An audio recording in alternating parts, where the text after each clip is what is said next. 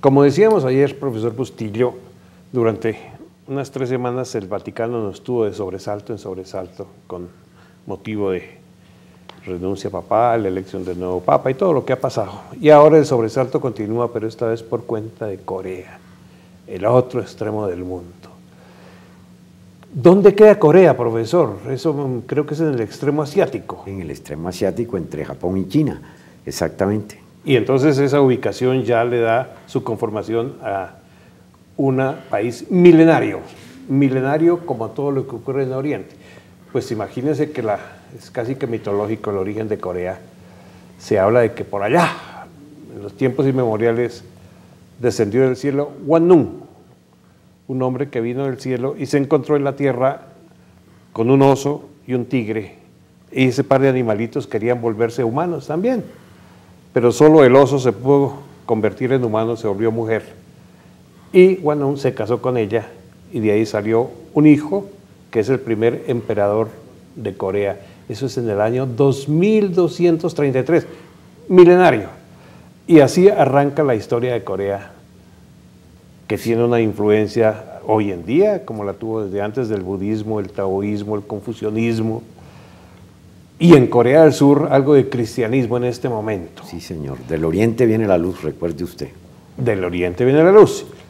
Entonces, Corea es importante, no es solo guerra lo que estamos viendo en estos días, sino que es importante saber que es una cultura milenaria donde la música y la danza y la pintura muestran el modo de ser de un coreano. La pintura, por ejemplo, en el mundo occidental, el pintor retrata lo que ve, pinta lo que ve.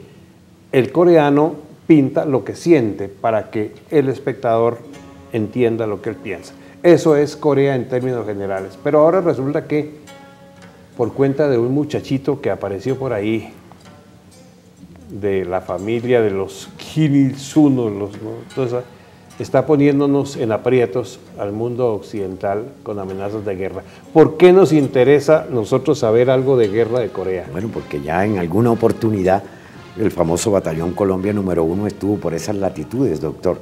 Y de pronto, como usted bien lo dice, de pronto está hasta cañando. ¿Cómo es eso de cañar? ¿Qué es cañar? Los castellanos, Bardulia, que era la Castilla española, así se llamaba antes de la intronización de Roma en la península ibérica, se llamaba Bardulia, o posterior tal vez. Había un juego que era un ardid prácticamente.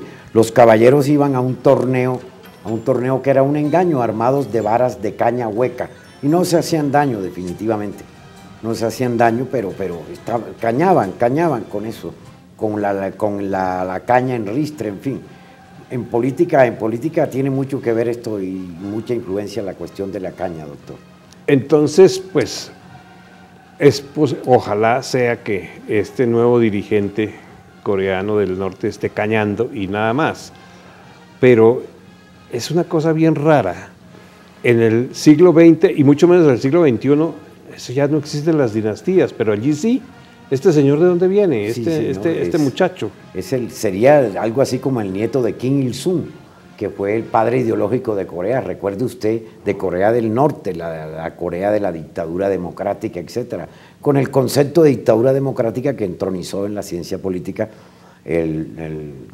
una especie de dictadura jacobina, el extinto Mao Zedong. Él no se llamaba Kim Il-sung, las obras de Kim Il-sung, los tomos de Kim Il-sung, que muchos los leímos hace algunos años, hablan de que él se llamaba, me refiero aquí al libro de François Doré sobre los regímenes políticos en Asia, editorial Siglo XXI, él se llamaba Kim Song-yu, su verdadero nombre no era sino el de Kim Song-yu, no se llamaba Kim Il-sung, y él usurpó la identidad y el prestigio del héroe de los guerrilleros coreanos contra los japoneses en Manchuria, y entonces lo conocemos con el nombre de Kim Il-sung, el de la idea Suche, doctor, una especie de minga caucana, todos unidos como un solo hombre en la consecución de objetivos que en el caso de los coreanos serían pues indudablemente que políticos y geoestratégicos. Bueno, ya la política no se da sola con una sola arista, con un solo factor, sino que es un núcleo de muchos factores políticos, económicos.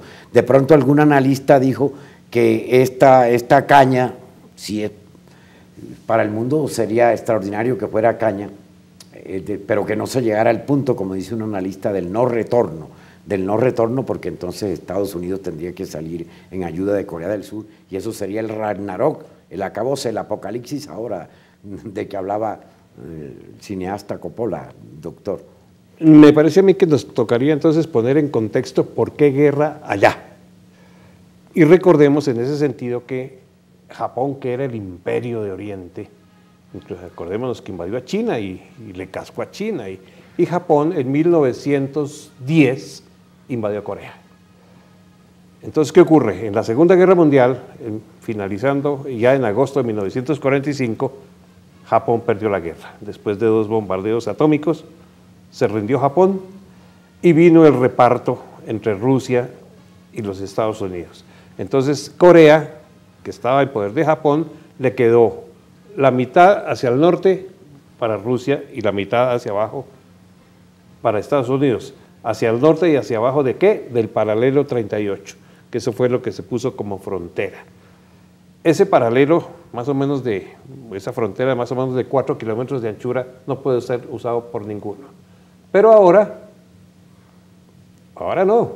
En 1950, los coreanos del norte decidieron invadir, y efectivamente invadieron a Corea del Sur sin previo aviso, y arrasaron a los coreanos del sur hasta abajo. Entonces los Estados Unidos tuvo que venir en ayuda de los coreanos, y empujaron a los coreanos del norte hacia arriba del paralelo 38. Cuando ya los tenían acorralados, entonces entró China, y China ayudó, y volvieron a hacer retroceder a americanos y surcoreanos, y al final, en 1953, se acabó la guerra. Paralelo 38 es la zona de armisticio. ¿Por qué nos interesa a nosotros? Usted lo tocó muy bien, porque ahí estuvo el Batallón Colombia, y creo que hay un comentario muy interesante de alguno de estos generales norteamericanos sobre cómo se portaron los colombianos en esa guerra. Se portaron con un valor extremado, llevaron el valor al paroxismo. El general Bryan decía, he peleado en 2 guerras, en 3 guerras, con la de Corea sería la tercera, y no había visto episodios de valor como los que nos tuvimos oportunidad de ver con el Batallón Colombia. Eso es un piropo para las tropas colombianas que se enfrentaron allá en Corea con las tropas coreanas del norte y después con las tropas chinas, porque recuerde usted que la Organización de las Naciones Unidas, por medio de una resolución en que el delegado soviético Jacob Malik no asistió, como bien nos lo recuerda el general Álvaro Valencia Tovar, un coreano que estuvo por allá. Estuvieron oficiales muy famosos colombianos que después ocuparían altas posiciones en el ejército, el general Fernando Landazábal Reyes, el general Puyana García, después llegaron muchos al generalato, sí. El primer coronel que encabezó la jefatura del Batallón Colombia, si no estoy mal, fue quien después sería brigadier general Jaime Polanía Puya, o Pita, sí, y después el general Alberto Ruiz Novoa, que fue ministro de Defensa en la administración de Guillermo León Valencia, y salió también, por usted sabe, por los roces con el presidente Valencia en esa época. Allá llegó el Batallón Colombia a esas latitudes, y su actuación fue heroica y renombrada en todo sentido. Y entonces, ¿por qué nos interesa tanto esto? Porque es que la presencia de Colombia, del Batallón Colombia, en Corea, eso modernizó nuestro ejército. El ejército que tenemos hoy en día le debe su modernización a lo que aprendió en Corea. Ya vio otras técnicas y ahora nos volvimos bastante buen ejército el que tenemos nosotros. Afortunadamente, no creo que tenga que volver a Corea. Ahora estamos en misiones de paz, en los altos del Golán, por allá en África, pero no en misión de guerra, sino de paz, y ojalá siga siendo esto así. Ojalá este niñito que está en Corea, ojalá no vaya a cometer alguna estupidez, porque como decía algún comentarista, nunca se enteraría de qué fue lo que hizo, y eso sería la catástrofe. Por ahora, espero que dentro de 15 días que volvemos a aparecer por aquí, estemos hablando como de una anécdota que cuando estaban fregando allá en Corea. Y los que quieran tener más información sobre este tema, si les interesa, ahí hay un correo donde se pueden ustedes dirigir, y con mucho gusto les contaremos les absolveremos la inquietud que se tenga al respecto. Es interesantísimo hablar de todos esos temas, doctor.